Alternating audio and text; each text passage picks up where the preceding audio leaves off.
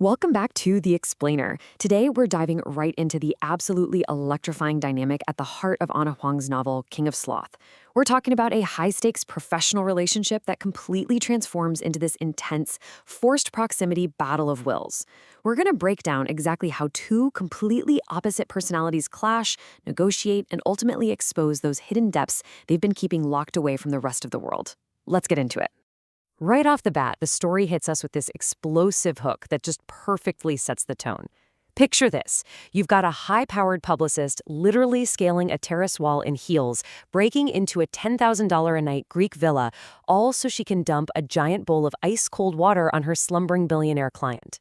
This is Sloane Kensington, and honestly, her sheer, calculated rage in this moment tells us everything we need to know about what an absolute nightmare it is to manage her most lucrative and by far her most infuriating client.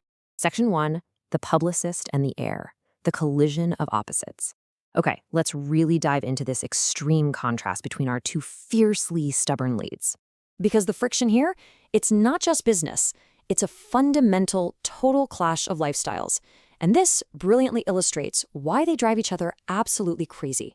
On one side, we have Sloane Kensington. They call her the Ice Queen. She's a rigid workaholic, an uncompromising rule follower who basically lives in these knife-sharp business suits. And on the other side, Xavier Castillo, the ultimate party boy, a billionaire heir to a massive Colombian fortune and a total rule breaker whose entire wardrobe seems to consist of unbuttoned linen shirts. Sloane's perfectionist, tightly controlled universe is just constantly crashing headfirst into Xavier's lazy, hedonistic charm. Now, the society papers like to call Xavier's crowd the modern jet set, but the gossip columns are a little more blunt. They call them the heirs and spares. You know, the kids who just squander their days away drinking and partying. And Xavier is literally the poster child for this lifestyle. He's got the world at his fingertips and absolutely zero interest in taking over his family's empire. This squandering of potential is a constant threat to Sloane's carefully constructed PR crisis management plans. To her, he's a massive liability. To him, she's basically a glorified uptight babysitter. Section 2. A deal with the devil, the ultimatum that binds them. So their worlds officially lock into place when Xavier flat out refuses to attend a London gala honoring his dying father. He simply won't go unless Sloane agrees to an outrageous demand. To force his hand, we immediately get a taste of that razor-sharp banter that is the absolute lifeblood of their dynamic. Sloane does not plead. She attacks. She threatens to blacklist his friends, crash his parties, warn off any women in his orbit. She delivers these icy, calculated threats to force his compliance, really proving she is not someone you want to cross.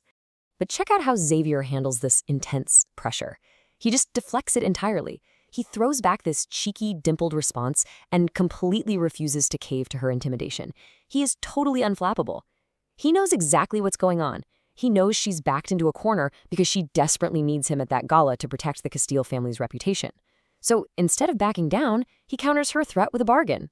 So the crucial point is this forced agreement they strike. Sloane demands that Xavier attends his father's London gala and stays out of the tabloids. Simple enough, right? Well, Xavier's non-negotiable condition is wild. Sloane must go on vacation to a Spanish villa with him. For 1 full week, she is not allowed to work, just play.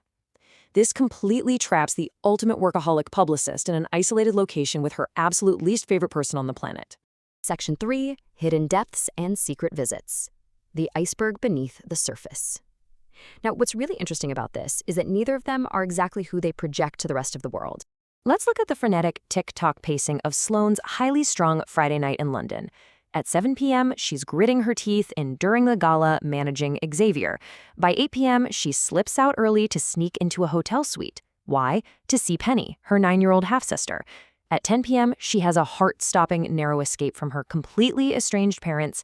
And then by 11:30 p.m., she's already tracking Xavier down at the Neon nightclub to drag him away from a party. It's just this chaotic, exhausting cycle of professional control and deep, secret affection. And that 8 p.m. stop is incredibly telling for us as readers. Sloane's half-sister Penny suffers from mild chronic fatigue syndrome. We learn that Sloane is entirely estranged from her toxic parents, which is, a really relatable burden of family dysfunction for many reading this. Yet she risks absolutely everything to sneak in and deliver a rare, limited edition doll for Penny's birthday. This secret visit and the matching friendship bracelet she wears, it instantly humanizes our Ice Queen, right? It shows us she is fiercely, undeniably protective of the very few people she actually loves. Conversely, Xavier has his own armor. As he admits himself, his partying and his apathy, they actually mask a devastating, deep-seated fear of failure. He suffers from a really fraught, painful relationship with his dying father, a man he feels he can simply never please. So his logic is, he doesn't try. If he does nothing, he can't fail. It proves he's far more wounded and honestly far more observant than he ever lets on to the public. Section 4, Forced Proximity in Spain, the pressure cooker. Let's move to and see how this builds once they actually board that private jet and arrive in Majorca, because this isolated Spanish villa, it acts like a pressure cooker that slowly, methodically strips away all their defensive layers.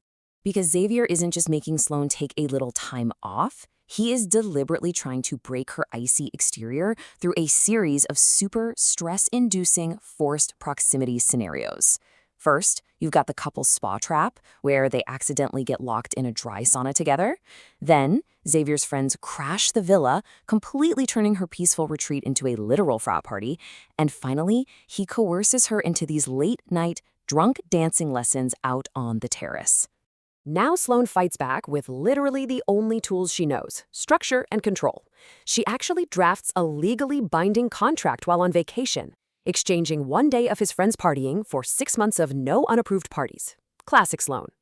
But when the proximity and the teasing get to be too much, she actually hides in the shower, letting the water mask the tears she is physically unable to shed.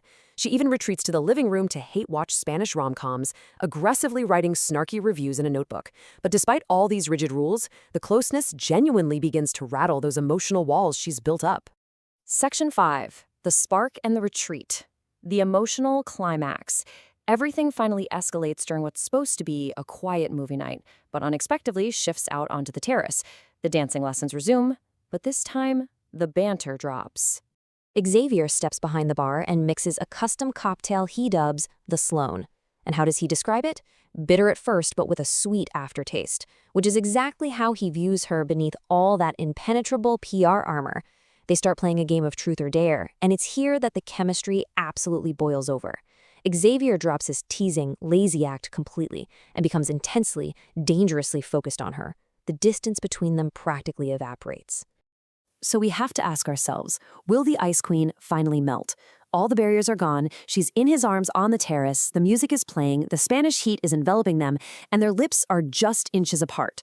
She is right on the precipice of giving in to the very thing she's been fighting against since page 1.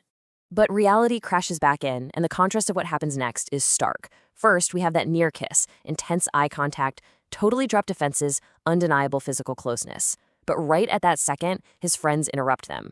And what follows? A brutal emotional retreat. The very next morning, Sloane furiously denies the intense moment ever even happened.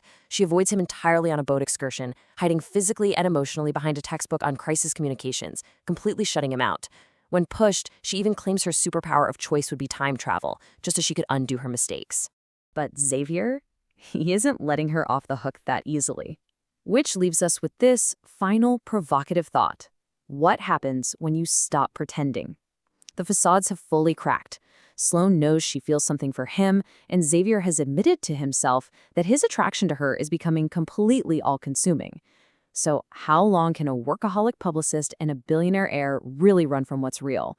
It's a brilliant setup that forces both characters to decide what they truly value.